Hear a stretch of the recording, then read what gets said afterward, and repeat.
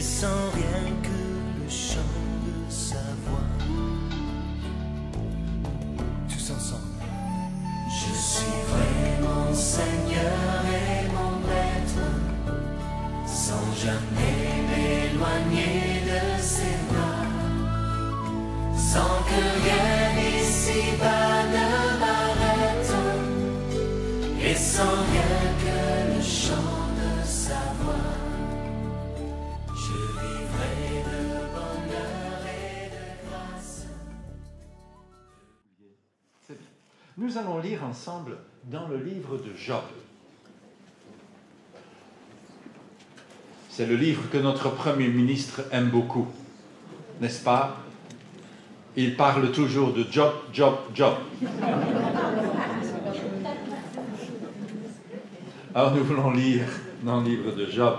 Nous parcourons peu à peu la parole de Dieu à raison d'un livre par dimanche et nous sommes arrivés au livre de Job. Job 1, verset 1. Il y avait au pays de Uz un homme appelé Job. C'était un homme intègre et droit, un homme qui craignait Dieu et qui évitait de faire le mal. Il avait 7 fils et 3 filles. De plus, ses troupeaux comptaient 7000 moutons et chèvres, 3000 chameaux, 500 paires de bœufs et 500 ânesses. Il possédait aussi des serviteurs en très grand nombre. Cet homme était le personnage le plus important des régions de l'est du Jourdain. Or, chacun de ses fils recevait à tour de rôle ses frères pour un festin. Ils invitaient leurs 3 sœurs à manger, à boire avec eux, et quand ces jours de festin étaient achevés, Job faisait venir ses enfants, afin d'accomplir pour eux les rites de purification. Il se levait de grand matin et offrait un holocauste pour chacun d'eux. Car il se disait, peut-être mes fils ont-ils commis quelque faute et dit du mal de Dieu dans leur cœur. Job agissait toujours ainsi. Or, un jour, les anges de Dieu se rendirent au conseil de l'Éternel. Satan, l'accusateur, vint aussi parmi eux. L'Éternel dit à Satan, « D'où viens-tu donc » Celui-ci répondit, « Je viens de parcourir la terre et de la sillonner. » Alors l'Éternel demanda à Satan, « As-tu remarqué mon serviteur Job? Il n'y a personne comme lui sur la terre.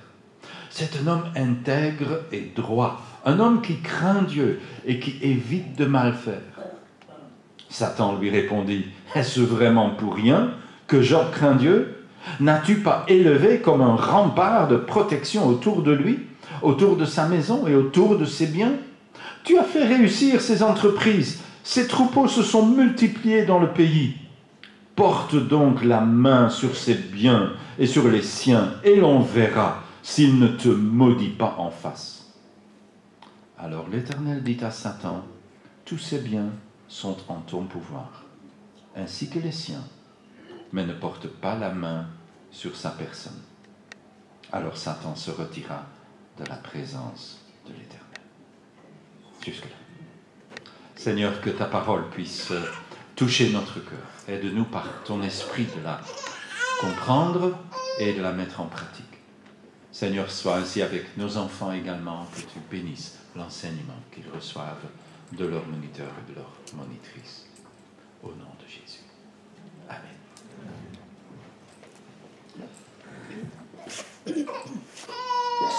Dans un cimetière américain, il y avait un jeune couple. Ils étaient venus s'incliner sur la tombe de leur fille. Leur fille était atteinte d'une maladie congénitale et ils savaient que leur enfant n'allait pas survivre, pas longtemps. Ils l'ont appelée Hope, espérance. Mais après 4 mois, leur espérance est morte. Et ils l'avaient enterrée là. Les voilà sur le cimetière environ 18 mois plus tard. La femme est enceinte sur la fin de sa grossesse. C'est un couple chrétien. Ils sont éditeurs de livres chrétiens et avaient édité des livres de gens comme Billy Graham, comme Max Lucado. Aiment le Seigneur, sont fidèles dans leur Église et avaient annoncé avec joie qu'ils attendaient un autre enfant. L'Église était super contente pour eux, jusqu'à ce que l'homme ou la femme, j'ai oublié, un des deux dise « Nous attendons un petit garçon et nous savons qu'il est atteint de la même maladie que sa sœur et qu'il ne va pas vivre. » Il y a comme un soupir qui a traversé leur Église. Oui, mais, disent certains, il faut prier parce que Dieu va guérir. Mais Dieu n'a pas guéri. Pourquoi ne pas avorter? Vous savez, aujourd'hui, dans une église, on peut tout entendre, même le pire. Mais ils n'ont pas avorté. Ils sont allés jusqu'au bout. Ils ont vu leur enfant naître. Et 4 mois plus tard, leur enfant est mort. Qu'est-ce qui a permis à ce que ce couple puisse tenir le coup? Eh bien, une des choses qui les a aidés à tenir ferme, c'est le livre de Job. Job. C'est pas le livre le plus populaire de la Bible. C'est probablement le livre le moins populaire. Cela vient bien sûr du fait que c'est écrit dans un langage un peu loin de nous, mais c'est peut-être surtout parce que ce livre a un message qui ne nous plaît pas. Nous aimons la théologie facile. Tu fais le bien, Dieu te bénit. Tu fais le mal, Dieu te punit. Fin de l'histoire. C'est facile. Il y a des églises qui sont fondées sur ce principe.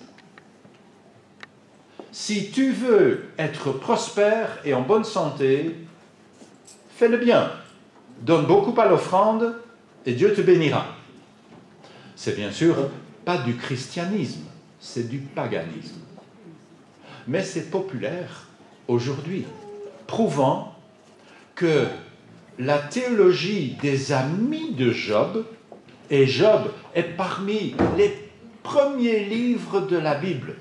Job a vécu quelque part entre le déluge et Abraham. Il n'y avait encore rien d'écrit de la Bible pour lui.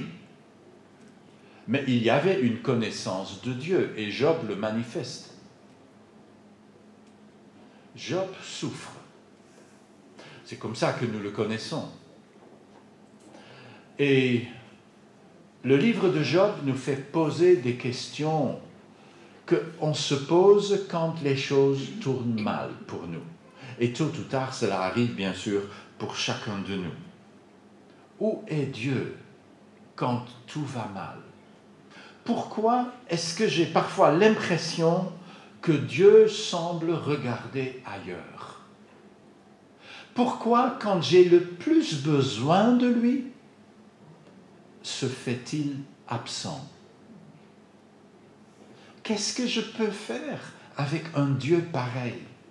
Moi, j'aime un Dieu prévisible, un Dieu qui répond à la prière, même si parfois il faut patienter un peu, mais qui bénit ceux qu'il aime. Mais Job n'est pas béni. Voyez, c'est un livre qui nous est un peu à travers la gorge. Un livre inquiétant. Un livre qui semble dire que même si tu n'as rien à te reprocher, tu pourrais souffrir terriblement. Sans raison connue. C'est un livre étrange, le livre de Job. Je ne sais pas si ça vous arrive de lire des détectives. Aujourd'hui, on ne lit plus beaucoup, donc peut-être pas. Mais ça vous arrive peut-être d'en regarder à la télé. Et vous savez bien que les énigmes ne sont pas résolues avant la dernière épisode à la fin. Quand l'énigme est résolue, c'est la fin. Le livre de Job, c'est à l'envers. Vous lisez la solution de l'énigme à la première page. Ce n'est pas pour enlever la tension, vous n'avez pas besoin de cela. Mais c'est pour vous dire, dès le début, quand vous commencez à lire et à écouter, ah mais est-ce que ça correspond à ce qui se passe vraiment? Dans le livre de Job, voilà un homme bien, un homme qui marche avec Dieu, selon la connaissance qu'il en a. Il n'est pas chrétien, il n'est pas juif, il est un descendant de Noé, comme nous tous d'ailleurs. Et il est riche, il est le plus en vue de toute sa région, et voilà que le malheur s'abat sur lui. C'est comme ça que lui, il l'a vécu. En un jour, maudit parmi tous les jours, on vient lui rapporter que par vagues successives de problèmes, tous ses biens ont disparu. Il ne lui reste plus rien. C'est comme s'il y a eu une crise bancaire et tous ses avoirs ont été effacés. Il n'a plus un rond. Si cela n'est pas suffisant, dans une deuxième série tout aussi catastrophique, il perd ses enfants, ses fils, ses filles en un seul jour. Il est orphelin de ses enfants. Et c'est terrifiant. Il n'a plus rien. Et puis, comme un malheur n'arrive jamais seul, il tombe malade. Une maladie de peau qui le fait souffrir et il se retrouve à se gratter de tout ce qu'il peut trouver sur un tas de fumier réduit à la misère la plus entière. Satan avait dit à Job, tu verras, il finira par te maudire, parce que c'est très simple. Les gens qui t'aiment, c'est par intérêt. Les gens qui t'aiment, c'est parce qu'ils s'y retrouvent bien. Tu l'as béni. Arrête de le bénir. Laisse-moi agir un tout petit peu et tu verras. Il te maudira. Voici ce qu'a écrit un vieux commentateur au siècle passé, peut-être même au siècle avant. Il écrit ceci. Satan suggère que le plus sensible que l'on puisse porter à l'honneur de Dieu, c'est de prétendre que le plus pieux adorateur de Dieu sur la terre le sert avec cette seule pensée. Que m'en reviendra-t-il? S'il en est ainsi, Dieu n'est plus qu'un puissant flatté par des lâches. Il n'a pas d'amis, pas d'enfants. Il n'a que des mercenaires et des esclaves. En décochant le trait enflammé qui réduit en cendres la piété de Job, c'est réellement au cœur de Dieu qu'il vise et il a frappé au but. Job devient un jouet, pas de Dieu. Personne ne sera jamais un jouet entre les mains de Dieu. Personne. Mais devant l'ennemi de toujours, l'homme n'est que un jouet. Il n'a aucun respect, aucun amour, aucune affection pour aucun des êtres humains. Job n'est que une expérience. Je vais prouver qu'on ne peut pas aimer Dieu pour rien. On l'aime toujours pour quelque chose. Et le livre de Job nous interpelle. Pourquoi est-ce que j'aime Dieu? J'aime Dieu pour ce que j'en reçois, ou est-ce que je l'aime comme ça? Parce qu'il est digne de mon amour. Je l'aime même si je n'ai rien en retour. Même si la vie n'est qu'un enchaînement de déceptions. Ça, c'est Job. Et ça nous laisse un peu mal à l'aise. Voilà qu'il y a des amis qui viennent le visiter. Ça nous arrive, pas assez, mais ça nous arrive de visiter des malades. Beaucoup de nos malades ne reçoivent pas beaucoup de visites. Mais ce n'est pas simple de visiter un malade, de visiter quelqu'un qui souffre, quelqu'un qui va mal. Job reçoit de la visite. 3 de ses amis, nous lisons cela au chapitre 2, verset 11. 3 amis de Job apprirent que tous ses malheurs venaient de fondre sur lui. Ils vinrent chacun de son pays. Ils ont voyagé loin. C'était Éliphaz de Théman, Bildad de Choua et Tsophar de Naama. En effet, ils décidèrent ensemble d'aller lui témoigner leur sympathie et le consoler. Puis, verset 13, ils restèrent là, assis par terre à ses côtés, 7 jours et 7 nuits, pour parler d'amis et de visite. Ce n'est pas une visite de courtoisie. Ce n'est pas envoyer une petite carte par la poste et on oublie. 7 jours, 7 nuits. Aucun d'eux de lui ne dit un mot, car il voyait bien combien sa souffrance était grande. Voilà brossé le tableau. Que dire à un ami qui souffre? C'est pas simple de dire ce qui est juste, dire ce qui est vrai, dire ce qui est utile. Et les amis de Job, et c'est une des raisons de ce livre, bien sûr, les amis de Job sont un exemple pour nous dire comment ne pas parler à quelqu'un qui est malade, à quelqu'un qui est dans la souffrance. Les amis de Job ont une approche taille unique.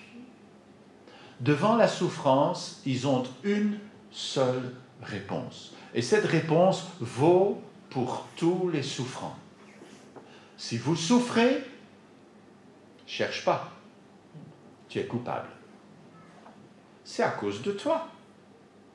Si tu n'étais pas coupable, Dieu t'aurait béni.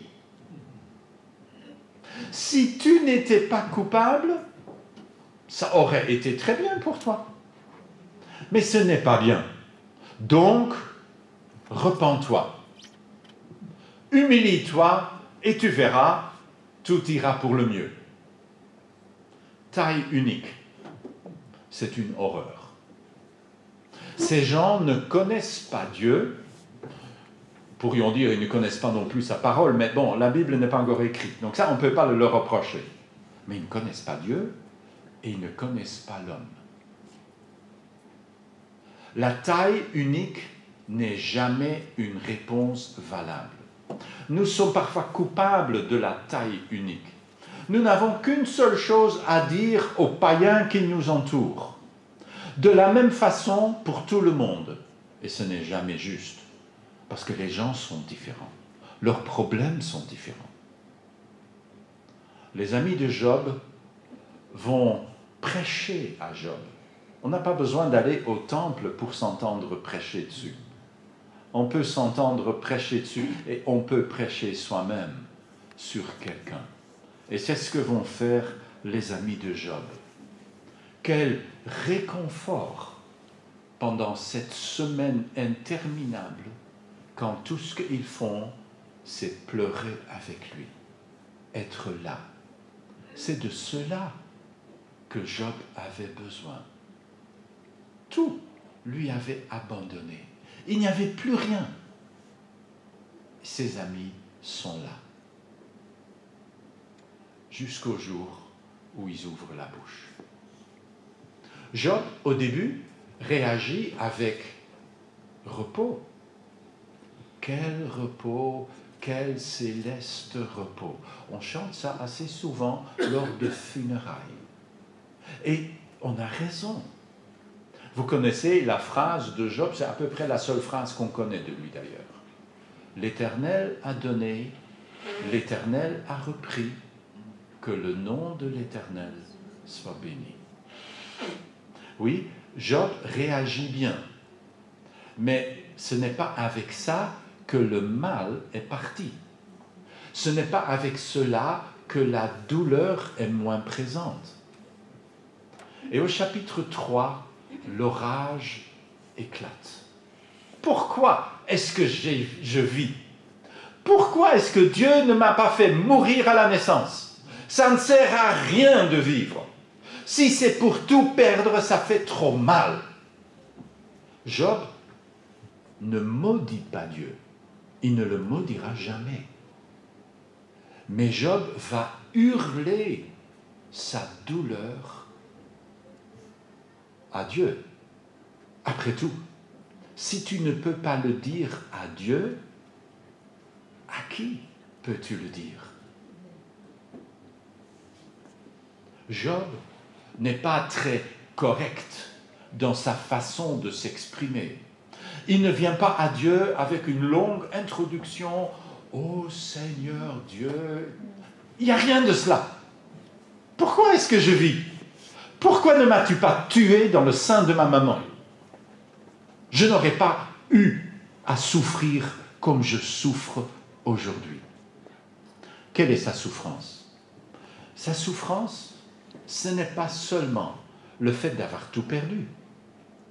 Sa souffrance, ce n'est pas d'avoir perdu ses enfants. Et Dieu sait que c'est une souffrance. Sa vraie souffrance, c'est qu'il ne comprend plus rien. Dieu, où es-tu? Comment est-ce possible que ça m'arrive? Alors, ses amis vont répondre à Job. Laissez-moi vous parcourir avec vous quelques-uns de leurs réponses. Si vous avez la Bible ouverte, vous pouvez feuilleter au fur et à mesure. Tout d'abord, au chapitre 4 et au verset 7. Premier, Éliphaz, premier de ses amis, se met à parler. « Cherche dans ta mémoire, dit-il à Job, quel est donc l'innocent qui jamais a péri? Où sont les hommes droits qui ont été détruits? D'après ce que j'ai vu, ceux qui sèment le malheur en moissonnent les fruits. » C'est vrai ou c'est faux?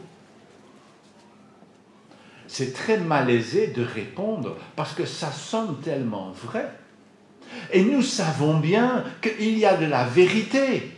Tu récoltes ce que tu sèmes. Le Nouveau Testament nous le rappelle également d'ailleurs. Et en le rappelant, c'est presque une citation de Éliphaz. Et pourtant, c'est faux. C'est faux, non pas dans sa généralité, mais dans son application à Job. Job, quel innocent souffre? Tu souffres, tu n'es pas innocent. C'est gentil. Oh là, c'est encore très gentil. Ça va devenir beaucoup moins gentil par la suite. Il ajoute, verset 17, « Un humain serait-il plus juste que son Créateur? Un homme peut-il être plus pur que Dieu? Si en ses propres serviteurs, Dieu ne peut se fier, et si même en ses anges, il trouve des défauts, à plus forte raison, il ne peut se fier aux pauvres créatures habitant dans des corps d'argile, qui ne sont que poussière et qu'on peut écraser comme des vermisseaux. Dieu a-t-il confiance en qui que ce soit? La réponse, mais ça, c'est parce que nous, on a lu le chapitre 1. La réponse est oui, oui, Dieu a une grande confiance en Job. C'est son ami. Il sait qu'il peut faire confiance à Job. Et donc, Éliphaz est totalement à côté de la plaque. Éliphaz était tellement convaincu que les hommes sont totalement irrécupérablement, voilà, je vais en sortir, dévoyés, corrompus, débauchés. Dieu n'a confiance en personne. Mais Dieu a confiance en Job. Éliphaz ne connaît ni Dieu, ni Job. C'est terrible, non? D'être l'ami à quelqu'un et de ne pas le connaître. Quel genre d'amis sommes-nous? Ah, certes, où est-ce que je suis? Verset 17 du chapitre 5. Ah, certes, bienheureux celui que Dieu corrige et qui n'a pas de mépris pour les leçons du Tout-Puissant. Car Dieu inflige la blessure, mais il la pense aussi. Et même s'il meurtrit, sa main guérit ensuite. C'est beau, non? Ça, c'est beau. Ça réconforte, non? Mais c'est faux. C'est faux en parlant de Job. C'est vrai pour certains. Hébreux cite cela plus ou moins, en disant que quand Dieu te corrige, aie patience. Oui, la main qui te meurtrit te guérira. C'est vrai. Mais est-ce que Dieu est en train de corriger Job? Non. La raison de sa souffrance n'est pas là. La raison de sa souffrance, ce n'est pas en lui-même, c'est ailleurs. Nous le savons, parce que nous avons lu chapitre 1 et 2. Mais Job l'ignorait. Il n'a jamais lu chapitre 1 et 2. Ça a été révélé plus tard à quelqu'un d'autre. Et c'est comme ça que nous avons le livre de Job. Mais Job ne l'a jamais su. C'est terrifiant.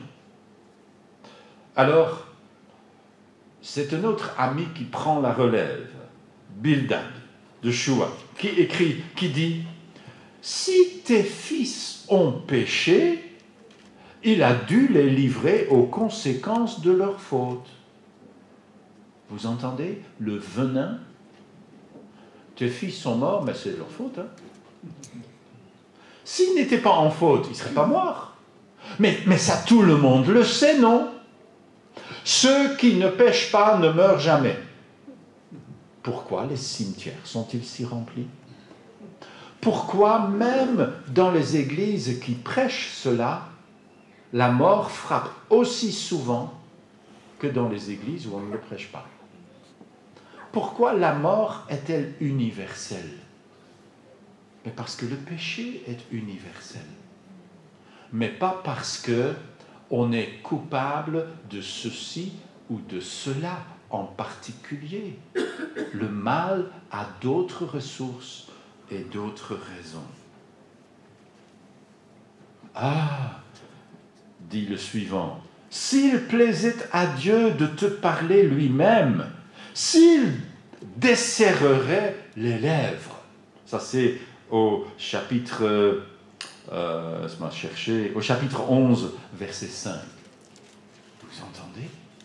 Si Dieu devait répondre à tes questions, mon cher Job, et s'il devait commencer à dresser la liste de tes torts, Dieu ne t'en a pas encore dit la moitié et tu ne souffres pas encore la moitié assez. C'est bien, non? Avec ça, ton amitié risque d'avoir quelques problèmes. Toi, si tu affermis ton cœur et si tu tends les bras vers Dieu, verset 13 du chapitre 11, si tu abandonnes les fautes dont tes mains sont coupables, si tu ne permets pas à la perversité d'habiter sous ta tente, alors tu lèveras la tête sans avoir honte, tu tiendras ferme et tu ne craindras rien. Mais ce qui ne va pas, bien sûr, c'est que Job n'a pas dans ce sens-là des fautes à abandonner. Il ne souffre pas de par sa propre faute. Il souffre à cause d'autre chose. Et ça, les amis ne peuvent même pas le concevoir. Ce si est pervers, parce qu'ils n'en savent rien. Et c'est notre grand problème quand on parle aux gens. Qu'est-ce que nous savons pour nous arroger un jugement? Nous devons d'abord écouter. Mais ces amis n'ont pas écouté. Ils avaient leur doctrine, leur théologie, leur compréhension, leur taille unique, et ils condamnent un innocent par ce qui pour eux était une bonne théologie. Mais tout le monde le sait.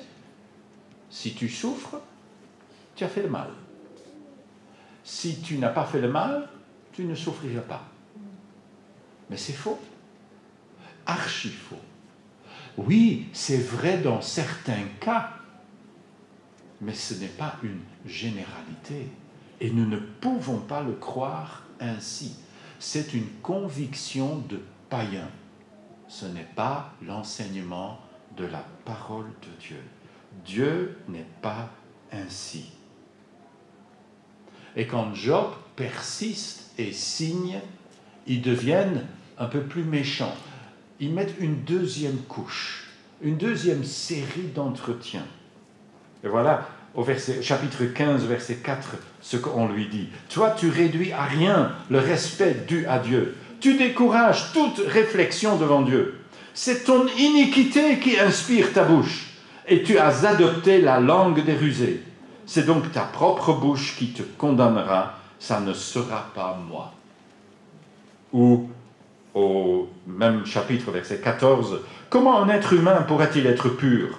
Comment l'être né d'une femme pourrait-il être juste?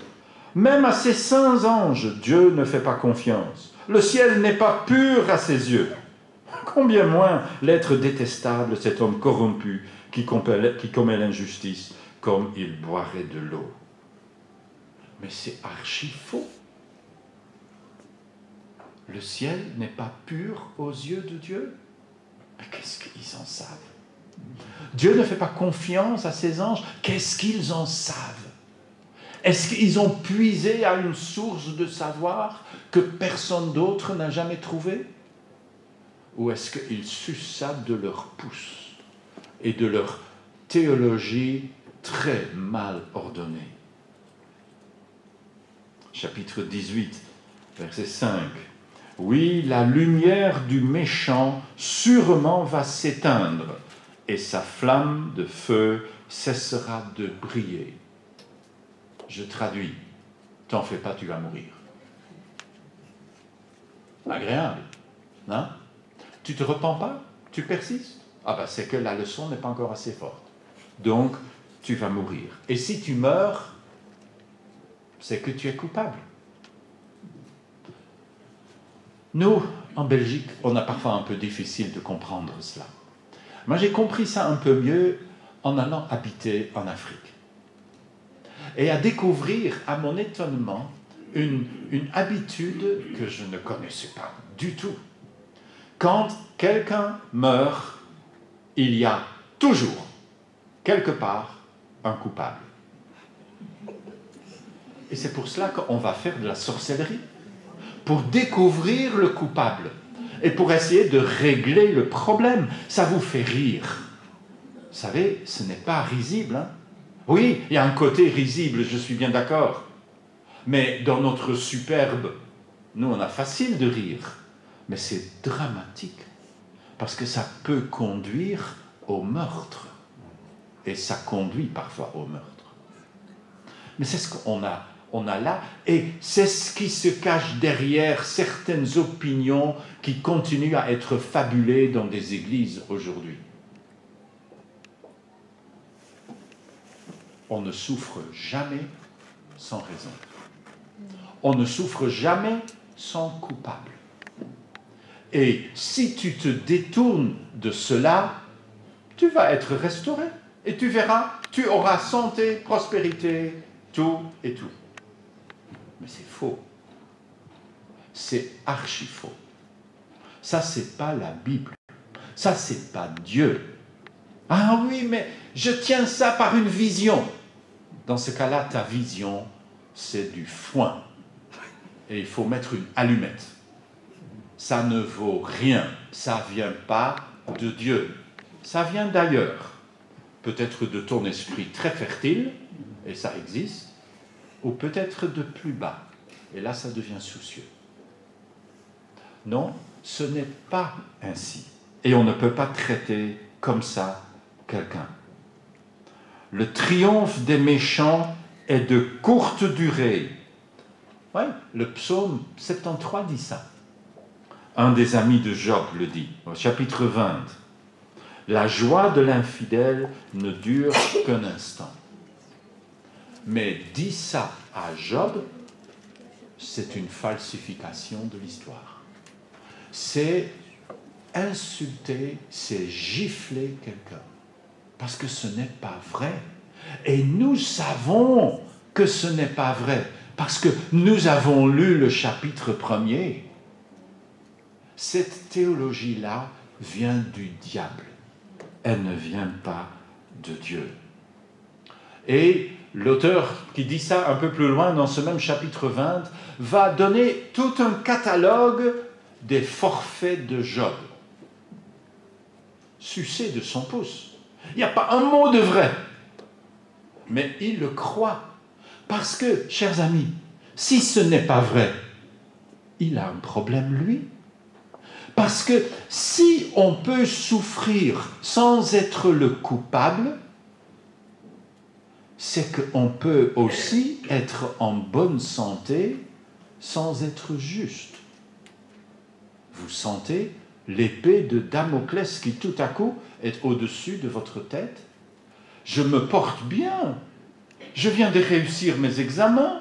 J'ai décroché le job que je voulais. J'ai une femme de rêve. J'ai un mari de rêve également. Tout va bien. Je suis juste. Non. C'est accidentel. Ça n'a peut-être rien à faire. Ça n'a même sûrement rien à faire avec ton état spirituel. Il y a les païens les pires à qui tout va bien. Vous avez vu? J'ai vu un film de Adolf Hitler en train de jouer avec les amis de ses amis, avec les enfants de ses amis. Un tendre grand-père à qui tu donnerais le bon Dieu sans confession. Il était heureux. Il y a beaucoup de païens très heureux, en excellente santé et avec un compte en banque bien plus garni que le mien. Est-ce que donc tout va bien? Non, rien ne va. Et un jour, ces gens, sans repentance, vont se trouver en enfer. Ça, c'est le message de la Bible.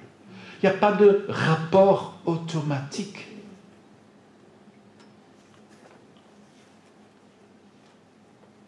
« 22, on lui dit, et on est presque à la fin des interventions des amis, « Accorde-toi donc avec Dieu, fais la paix avec lui, ainsi tu connaîtras de nouveau le bonheur. » Comment, chapitre 25, verset 4, « Comment un homme aurait-il raison contre Dieu? Comment l'être né d'une femme pourrait-il être pur? » Ça doit être vrai. Donc, ça s'applique à Job. Et la Bible me dit que ce n'est pas vrai, que c'est faux, et que donc toute cette théologie est à jeter aux orties. Il faut apprendre à réfléchir autrement. Qu'en est-il du mal? Le mal n'est donc jamais la conséquence d'un péché précis. La Bible nous dit, si, parfois c'est comme ça. Il y a des gens, nous dit la lettre de Paul aux Corinthiens, qui ont participé à la Sainte Seine indignement. Ils n'auraient jamais dû le faire, parce qu'ils n'étaient pas en harmonie avec Dieu et peut-être encore moins avec leurs frères et sœurs. Et dit Paul, c'est pour cela qu'il y en a parmi vous pas mal qui sont malades et que même que certains sont morts. Oh, ça c'est pas des versets agréables. Ça c'est des versets désagréables. Je pourrais donc être mal portant parce que j'ai vécu comme un grand superficiel. Oui, c'est possible. Mais ce n'est pas la seule réponse. Quand les disciples à Jésus disent devant un homme né aveugle, ils disent « Ah, c'est sûrement lui ou son père qui a péché. » Et Jésus dit « Ni l'un ni l'autre. Il est malade pour une autre chose, pour une autre raison, pour que la gloire de Dieu soit manifestée en lui. Et il va le guérir. » Est-ce qu'on peut appliquer ça à toutes les maladies? Non. Bien sûr que non. Pas plus. Il n'y a pas de taille unique. On est divers. On est différents. Et les raisons derrière nos problèmes sont différentes. Il n'y a souvent même pas une raison. Nous vivons dans un monde qui est comme il est. Voici ce que écrit l'apôtre Paul en Romains 8. Jusqu'à ce jour, la création, et nous sommes là-dedans, la création livrée au pouvoir du néant tourne à vide, tout dépérit et meurt. Ça, c'est la situation de notre monde. Et des gens qui y habitent, tout dépérit et meurt. On voit ça autour de nous. On voit ça en nous. Et si vous ne le voyez pas encore, c'est que vous êtes encore un peu jeune. Ne vous en faites pas, ça viendra. Attendez 50 ans et vous verrez que ça dépérit tout doucement. Regardez le nombre de porteurs de lunettes parmi nous. Ça a commencé à dépérir. Vous n'allez pas pouvoir contempler le nombre de gens qui portent un dentier, parce que ça, on ne le révèle pas. Hein? Chez moi, ça tient encore. Parce qu'apparemment, autant que ce n'est pas une honte de porter des lunettes, porter un dentier, ça n'a rien à voir avec les autres. Mais ça veut dire qu'on a commencé à dépérir. Nous dépérissons. C'est comme ça. Et il y a un lot de maladies, ça n'a rien à faire. On a un rhume en hiver. Oh, je suis coupable. Arrête. Ah, il faut prier pour moi parce que ça va partir tout seul, vous savez. Il y a maladie et maladie, souffrance et souffrance. Et nous n'avons pas tiré un billet aux loteries divines qui nous dit que nous sommes garantis contre toute maladie. Ça n'existe pas. Dans aucune église, peu importe ce que le pasteur et peut-être de grands illuminés peuvent enseigner sur la maladie, il y a des malades dans leurs églises. Et pire, mais ça il ne faut pas le dire trop fort, même ces pasteurs tombent malades. Il n'y a pas une taille unique. Nous devons toujours à nouveau venir devant Dieu et dire « Seigneur, qu'est-ce qui se passe ?» Et Job m'apprend que je n'ai pas toujours une réponse. Est-ce que je peux vivre avec un Dieu qui ne répond pas à mes questions que je crois être les plus importantes? Il va falloir. Ça, c'est ce que le livre de Job m'enseigne. Tu n'auras pas toujours une réponse. Tu vois, il n'y a pas un tribunal au-dessus de Dieu, où tu peux appeler Dieu à la barre. Viens expliquer. Personne ne peut inviter Dieu à expliquer. Et même si tu le fais, Dieu ne réagira pas. Il ne viendra pas à ta convocation. Dieu est Dieu. Il n'est pas un homme. Il n'est pas à notre service. Nous sommes à son service. C'est très peu démocratique, je le sais, mais c'est la réalité. C'est comme ça que se passent les choses. Alors, que faire? À qui irions-nous? Disent les disciples, quand la plupart des disciples commencent à quitter Jésus. Pierre dit, mais à qui irions-nous? Et Job aurait dit ça. Mais à qui voulez-vous que j'aille?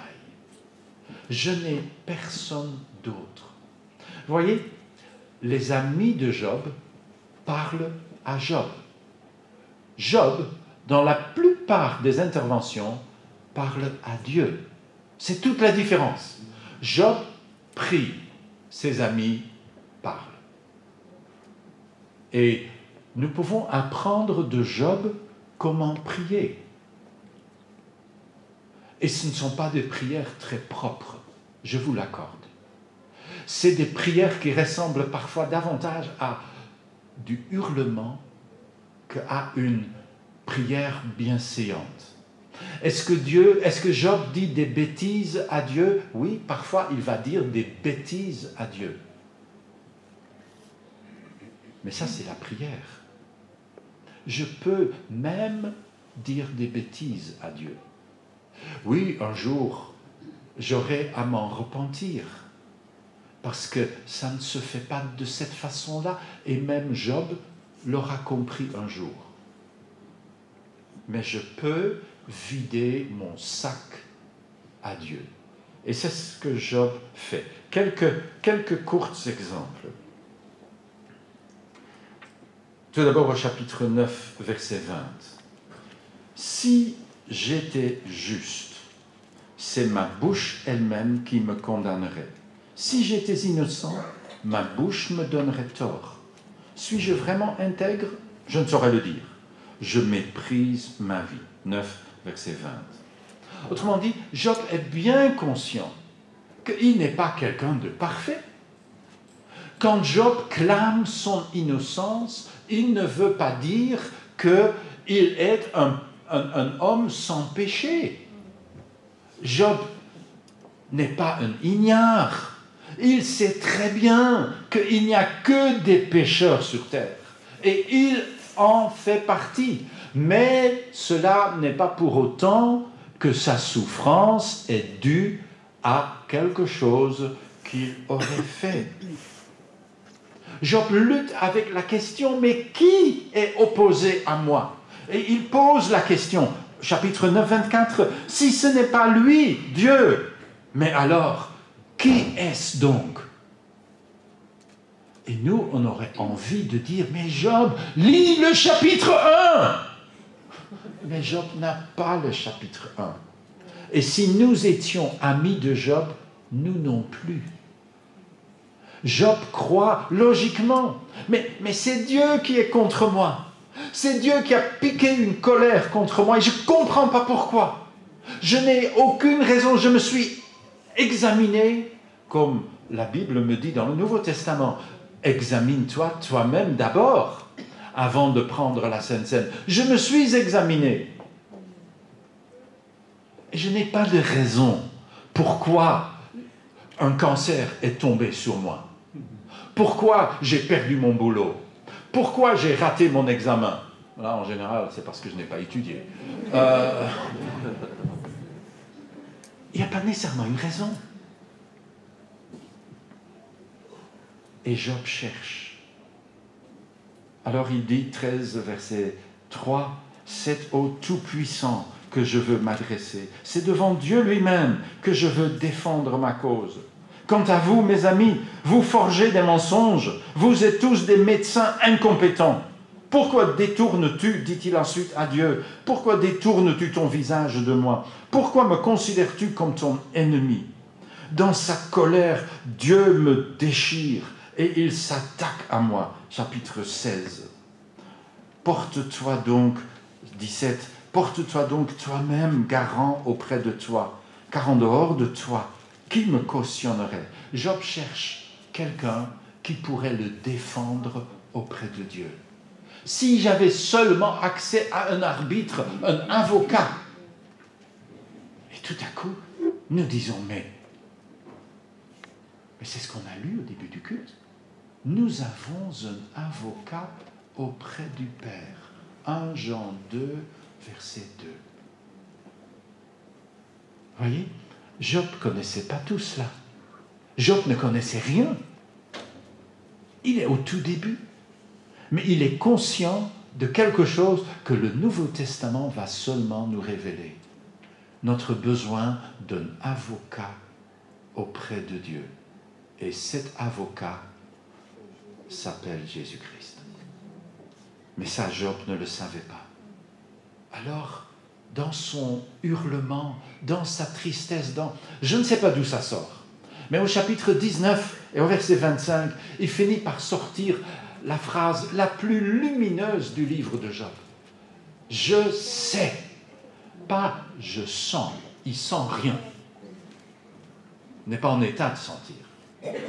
Mais je sais. Quelque part dans les brumes de son cerveau endolori, je sais que mon défenseur, mon rédempteur, c'est le même mot bien sûr, est vivant. Il se lèvera sur la terre pour prononcer le jugement. Après que cette peau aura été détruite, moi, dans mon corps, je contemplerai Dieu. Oui, moi, je le verrai. Je me suis tombé, je me suis perdu dans ma phrase. Oui, moi, je le verrai prendre alors mon parti. Et de mes propres yeux, je le contemplerai. Et il ne sera plus un étranger pour moi. Ah, mon cœur se consume d'attente au fond de moi. Voyez, il dit, je sais qu'il y a un défenseur et qu'il est vivant. Et même s'il faut attendre jusqu'à la fin, j'attendrai. Mais il se lèvera. Et d'où est-ce qu'il sort ça, je ne le sais. Je le verrai. Dans mon corps. Mais Job, tu vas mourir. Je le sais. Dans mon corps. Mes yeux le verront. Je ne sais pas d'où il tire ça. Nous, c'est facile. Après une Bible remplie, c'est pas compliqué. Mais lui n'avait rien. Et dans sa souffrance, ah, c'est le Saint-Esprit. Probablement. Mais c'est peut-être pas une réponse même là qui est suffisante. Mais il le sait. Et Dieu va le sortir de là. Quelle frustration que la vie de Job. Parce que malgré le fait qu'il dit cela, il n'est pas sorti de l'auberge. Ça continue à le gratter. La douleur de ses enfants perdus est toujours là. Et la réponse, il n'y en a pas. Jusqu'à ce qu'enfin, Dieu lui répond. Chapitre 38 nous le dit. Au milieu d'une tempête, Dieu répond à Job. Il faut bien lire cette phrase du 38.1 pour bien le comprendre. Dieu ne répond pas aux questions de Job. Dieu répond à Job. Ce n'est pas la même chose. Dans la réponse de Dieu, vous pouvez lire page après page. Vous n'aurez aucune réponse aux questions de Job. Vous n'avez en fait que des questions. Des questions sans fin. Des dizaines et peut-être des centaines de questions. Est-ce que tu étais là quand j'ai créé? Est-ce que tu sais soulever ça? Est-ce que tu peux faire ça? Dieu dépeint sa grandeur. Et tu veux me poser des questions? Dieu ne donne pas à Job une longue liste de ses torts. C'est réconfortant, non? Dieu ne va pas inventer des torts pour le plaisir des amis de Job. Dieu ne va pas répondre aux grandes questions. Il n'y aura pas une explication de sa souffrance. Et pourtant, à la fin, au chapitre 42 au début, Job est satisfait. Job trouve la paix. Il n'y a pas de réponse à ces questions. Ces hurlements restent sans réponse. Mais il sait une chose. Et c'est ça qui lui donne la paix. Dieu me parle encore. Je peux lui faire confiance. Il me dépasse totalement, mais je sais qu'il m'aime, qu'il se soucie de moi. que je peux donc me confier en lui. Je peux donc, comme nous le disons dans ce chant impossible presque, entre tes mains, j'abandonne tout ce que j'appelle mien. Oui, mais si tu fais ça, Dieu va tout enlever. Mais Dieu n'a rien enlevé à Job. Dieu n'est pas le coupable dans l'histoire. Et Dieu va tout rendre à Job, au quintuple. Oui, ça n'efface pas tout. Mais qui a dit que tout serait un jour effacé? Pas de ce côté-ci de la tombe. Mais Dieu répond à Job. Job ne dit pas à la fin de son livre, « Ah, maintenant je vois !» Non, non, non. Il écrit, il dit à la fin de son livre, « Maintenant mes yeux ont vu ». Et c'est toute une différence. Il ne dit pas « Maintenant je comprends ». Mais maintenant, je sais que Dieu est là. Et avec lui, je peux faire face. Et alors, la souffrance de Job prend fin. Et lui, qui, à peine sorti de sa souffrance, est appelé à prier pour ses 3 amis. Parce que Dieu dit, eux, ils n'ont pas parlé juste de moi. Prie pour eux, fais un sacrifice pour eux, parce que sinon, ma vengeance va les atteindre. Et Job prie pour que Dieu pardonne à ses amis. Soyons prudents de la façon de parler de Dieu aux autres. Oui, je peux laisser ma vie entre les mains de Dieu. Je n'aurai pas nécessairement toutes les réponses. Il n'y aura jamais de l'automatisme. J'aime Dieu, je vais bien. Je n'aime pas Dieu, je ne vais pas bien. C'est faux, ça. Ce ne sera jamais comme ça. Ce sera toujours un peu plus compliqué, parfois beaucoup plus compliqué. Mais de Job, j'apprends que je peux faire confiance à Dieu. Même quand tout semble noir, même quand je suis en pleine tempête, je sais, si Christ dort dans ma barque, je ne peux mal. Est-ce que ça veut dire que tout chrétien qui souffre va être guéri? Non. Est-ce que ça veut dire que tout chrétien qui se trouve persécuté va s'en sortir vivant? Non. Nous le savons. Mais nous savons, comme Job, que mon Rédempteur est vivant. Et il se lèvera le dernier. Et pas lui seulement. Moi, dans mon corps, je verrai. Et je serai satisfait. Alors oui, entre tes mains, j'abandonne tout avec bonheur. Prie.